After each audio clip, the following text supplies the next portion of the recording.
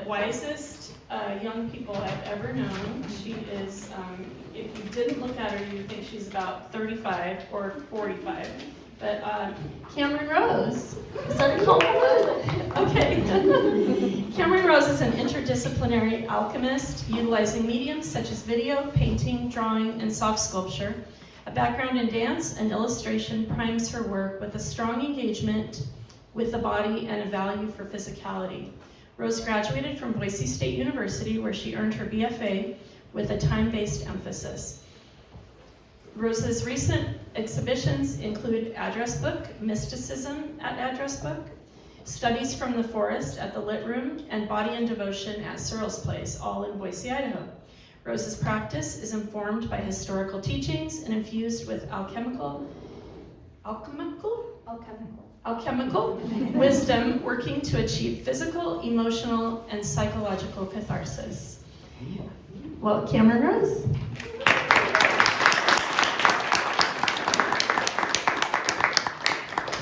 Thank you so much. Thank you for joining us tonight. For my talk, I'm gonna let a video play that's part of my installation in the hallway.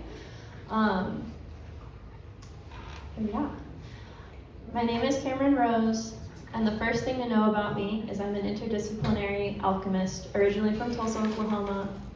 Moved here in 2021 to get my bachelor's in time-based. I used to teach illustration and character design classes in Oklahoma, and I have 16 years of dance training and experience. The second thing you need to know about me is that I live with a chronic illness. Looking back, I've always had this, though I wasn't diagnosed until the summer of 2022. And I can tell you exactly where I was when we figured out what was going on with me my whole life. I was in the veggie section of the Big Albertsons next to the Boise State University campus when I got a call from my mom, who's a nurse practitioner, and asked, so I'm looking at this thing, this diagnostic criteria for this one thing. Have you ever dislocated anything, like repeatedly, not necessarily with pain? I was like, no, that's a weird thing to ask me. I called her back 5 minutes later. Does it count if when I bend over, my hip sort of pops in and out really quick? Yeah. It wasn't long after that I was officially diagnosed with postural orthostatic tachycardia, or POTS, which is a type of dysautonomia, and hypermobile Ehlers-Danlos syndrome, or HEDS. Dysautonomia is a fancy way of saying that my autonomic nervous system, the part of the body that tells you to breathe, swallow, regulate your temperature, doesn't work. When that part of your nervous system doesn't work, just breathing becomes a conscious, repeated effort. And when these things become an effort to do, the vagal nervous system loves to try to tell you that you are in danger, at least a little bit, all of the time. You can imagine then that it's a pretty exhausting way to live. Along with the relief of an explanation came an indescribable amount of grief for the life I thought I would have. At the age of 23, I was getting IVs weekly, taking handfuls of pills, waking up at 6 a.m. to do massage points and physical therapy before class, sleeping 12 hours a day on weekends, not seeing friends, using an obnoxiously loud roller bag for school. If you know, you know. The list truly goes on forever. And while in my own grief, I became viscerally aware of the institutional and social systems set up to push me out. Because I'm not visibly disabled, I look fine to others. My fatigue was seen as lazy, uncreative, not trying, not wanting enough. I wasn't enough. Other people who looked like me could handle this stuff, could push through it, so why couldn't I? Why was my exhaustion special? This presented me with a really hard reality. I did not fit into this world.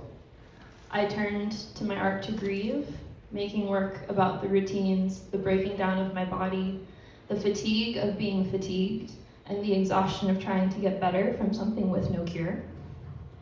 I have always had this illness, but the awareness became stifling. When I graduated from art school, I was hit with the age-old question of, what now? What's next? What are you up to? I turned to my mentors and peers and teachers, asking for advice. Their answers were always the same good faith answer.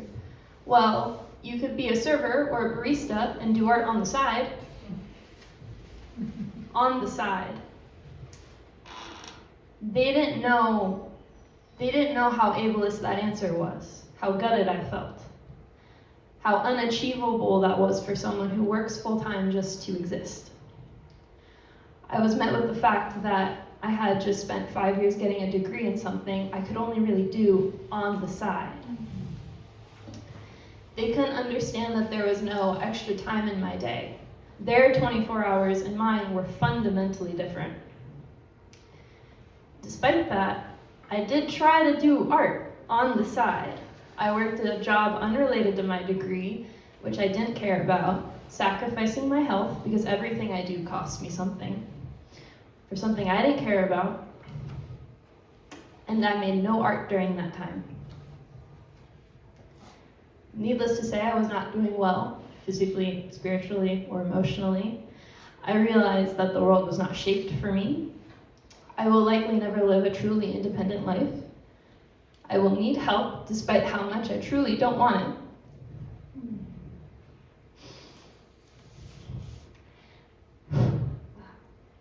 And this brings me to the best advice I can give you, which is to never get a chronic illness. It's really inconvenient for other people. You will need help in your life when people have work, a party, a busy day, or just plain don't want to. And you will take that on, equally feeling guilty and mad at yourself for needing it in the first place. This is not a cry for pity. It is an ask for understanding that asking really is the last thing we want to do, and often the thing we need to do the most. I took some time in the muck of the whole job thing, asking myself how I want to live. No matter how unachievable it felt, I wrote it down. I wanted to make art, I missed my spiritual practice, and I wanted to have the flexibility in my day to accommodate for the dynamics of my health. I had been studying alchemy as a spiritual practice, interested in the way it distills meaning out of experience and material through an intentional framework and practice. I wondered how I might apply this framework to my art, if it could be a good companion for my work, looking at the body's ability to hold memory, emotion, and stress, and how that can affect the body's physical alignment. On a whim, while I was trying to decide if to move back to Oklahoma or stay here, I applied for the Show and Tell Art residency with the intent that I would get rejected. But I figured it'd be confirmation to go home, and I'd get some direction maybe. On a random Wednesday night, or Sunday night, I don't know how I got Wednesday, that was crazy. On a random Sunday night, some weeks later, around 10 p.m., on my mom's couch, I resigned from my job. I just couldn't do it anymore.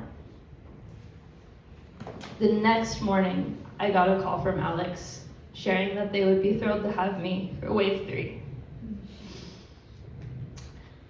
During this residency, I worked to bring together my love for drawing, line, the body, and video while applying the framework of alchemy. Working consciously through repetition, iterating, and experimenting, I found clarity in failure. Each experiment failed, yielded a clearer understanding about myself, the work, and the idea. I worked through the cycles of breaking down material, extracting its essence, and rebuilding in a new form of distilled wisdom. I explored materials very broadly, and through experimentation, discovered new forms, including lifting an image off of paper and onto wax. I came to the idea of the spine as a tether, connecting the physical and non-physical planes through a central line. The spine as an intersection of bone, fascia, and nerves, representing the material, spiritual, and energetic influences of the body. The final work is a two-part illustration. In the larger room, I have a more objective view of the spine as a tether. Different materials exploring fragility, flexibility, and rigidness, extracting the inner to the outer plane for contemplation. 4 spines hang, made from either freehand embroidery on tutu mesh or paper covered in cracked wax. The video projection, which is the video here, captures the movement of the spines as hanging spines interject and echo into the projection. A charcoal drawing acts as an X-ray of how memory, energy, and fascia can affect the alignment of the bones and cause stress and pain on a physical level.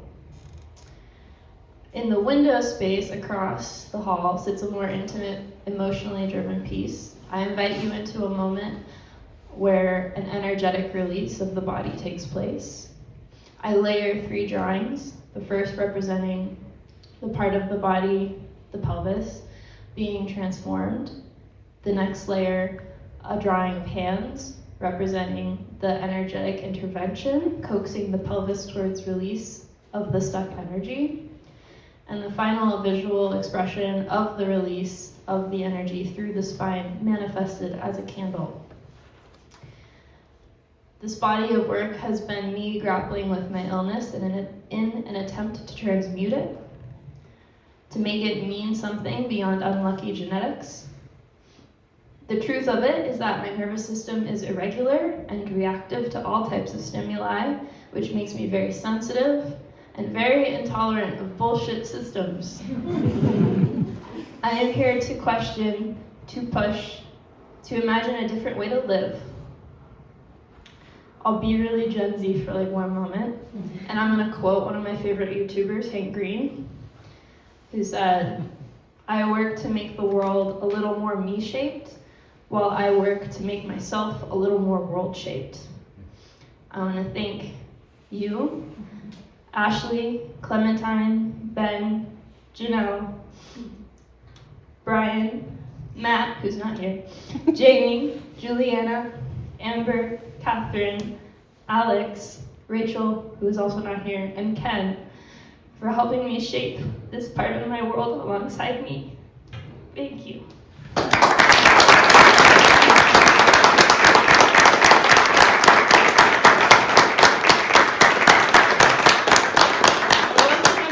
wasn't gonna cry. I thought I wouldn't.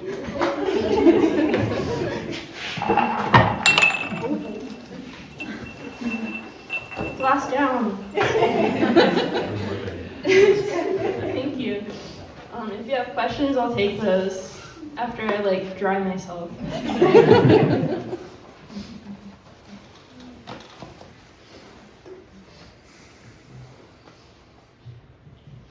Yeah.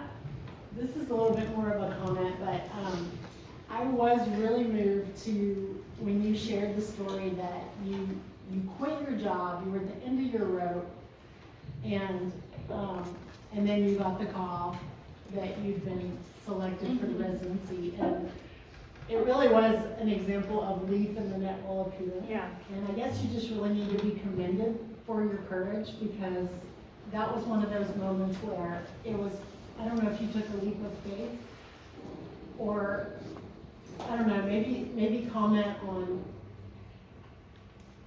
that moment. Yeah, that was a wild moment for me. I had been wanting to leave that particular job for a couple of months, at that point, and I had just felt so much anxiety over it. I could never quite get myself to send the resignation letter. And I had this trip home planned, and my lease was up, and I was trying to decide if I should renew it or not, and I was really coming up on the edge of okay, you need to either move out or stay here. And I had this I just had a wave of like calm come over me that night, and I was like, I'm done. Like whatever is gonna happen, I'm done, and I'll figure it out. And if that means getting another bullshit job, like I'll do that, but ideally not. And the next morning, you had called me. I was on the exact same couch. And I don't know if I thought it was a leap of faith. It was more like, I knew this wasn't it. I just had a really deep knowing that you're not meant to go back there in that way.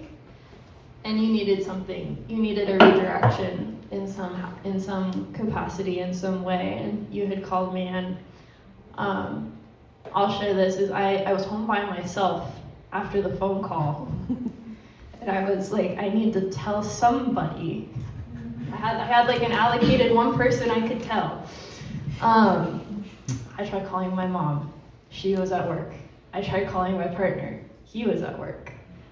I called my brother, which we're not very close. My brother's in like real estate. We're in completely different dimensions from each other. I called my brother. He answered.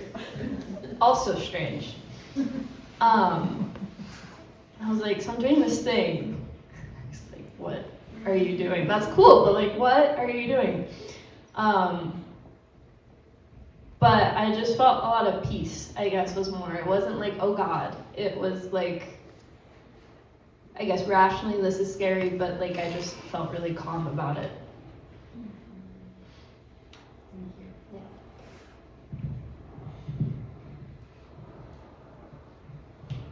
Yes. Rooney, Yeah. you're so brave. Thank you.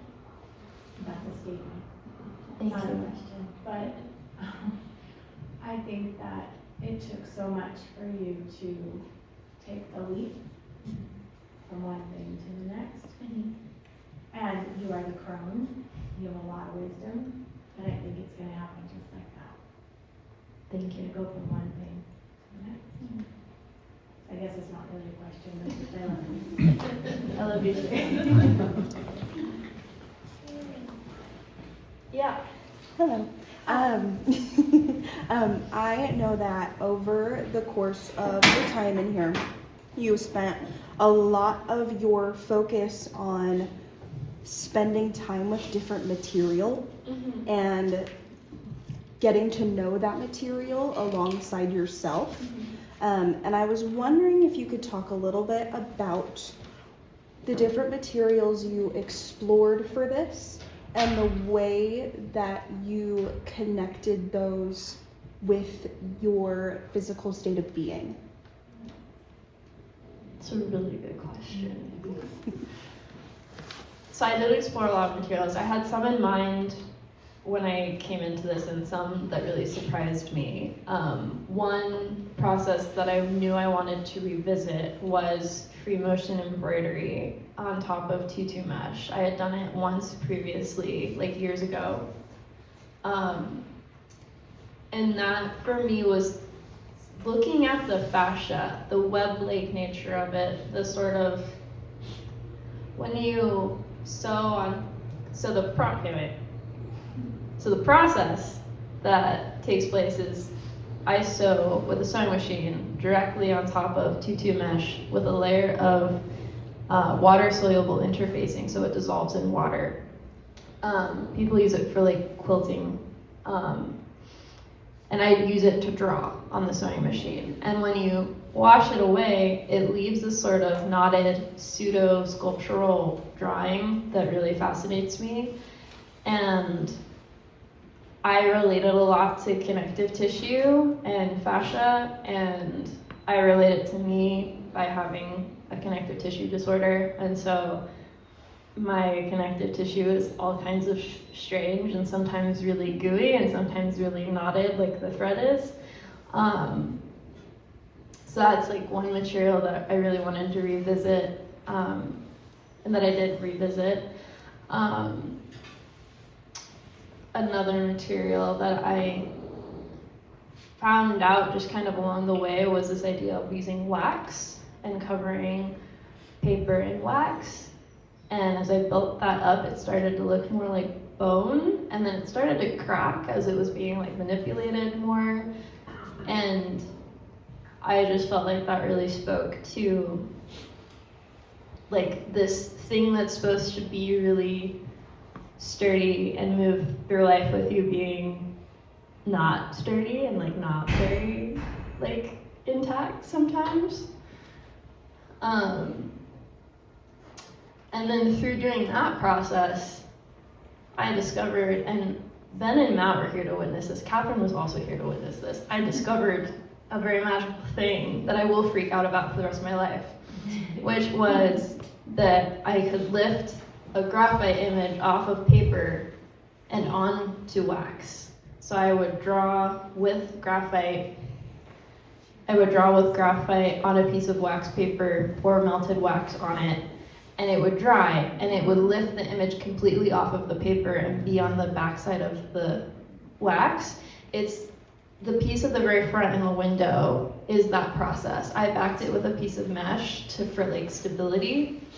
That was a complete accidental discovery, and I really loved the delicateness of it, and I really loved the ephemerality of it, because I feel like, relating it to me, I guess, the things that happen in my body and like the dynamics of my body make it really like, I live a very ephemeral lifestyle where some days I can do more things than others, but also like through doing body work and massage and all the different ways I take care of myself, like I've experienced really acute sensations of release. And I feel like the ephemerality sort of relates back to that too. So yes. Yes. Can you talk to us more about alchemy? I believe you were introduced as an alchemist, and I'm curious what that means to you generally and how you apply that mindset to your work. I can tell you so much about it. I have a whole other secret page for this. That's what you're testifying. I know. I feel like I need a gavel or something. I'm like, I can fact check myself. I got it. So I think broadly the understanding of alchemy is that it's sort of the like pseudoscience that's like pre-medicine and pre-chemistry. But then that's like kind of one branch of alchemy historically. There's another branch of alchemy where like the texts talk more about the spiritual motivations for alchemy, and this idea that to get closer to something is to gain a better understanding of what's around you and like on a greater scale have understanding. And the tenet of that is sort of, it doesn't matter what the practice is. The practice could be medicine, the practice could be chemical, but it doesn't have to be. It's the practice of perfecting whatever you do. And through doing that and through understanding what you do very deeply, you understand others and the world better, and that you then also sort of, the historical thing is like perfect the soul, whatever that means to you. And so I think for me, through applying alchemy to my art practice, it's like, how deep can I go into the thing that I'm making art about? And I find that when I do that, I understand myself better, and I understand the people around me a little bit more as well. And the other thing with alchemy and what I bring into my practice is like having a very specific framework for how I will work. So alchemy deals in cycles, the breaking down, the extraction, and the reformulating. And there's sort of like, really basically, there's like 4 steps to that. Where you start with a mass material that maybe is made up of several different components. You break that down traditionally, if you're working chemically with like fire, and you're left with a more like raw material or the parts of that original whole, you then sort of get this opportunity to extract the things that you're looking for or the things you want to focus on, and then reform that into this new thing. And through that process, the mental goal that I'm having is I'm breaking this down to understand it, to let go of what no longer serves, to find that new form, and then let that form be its own little like knowledge thing that I can then learn from again. So it becomes this process I can do over and over and over again.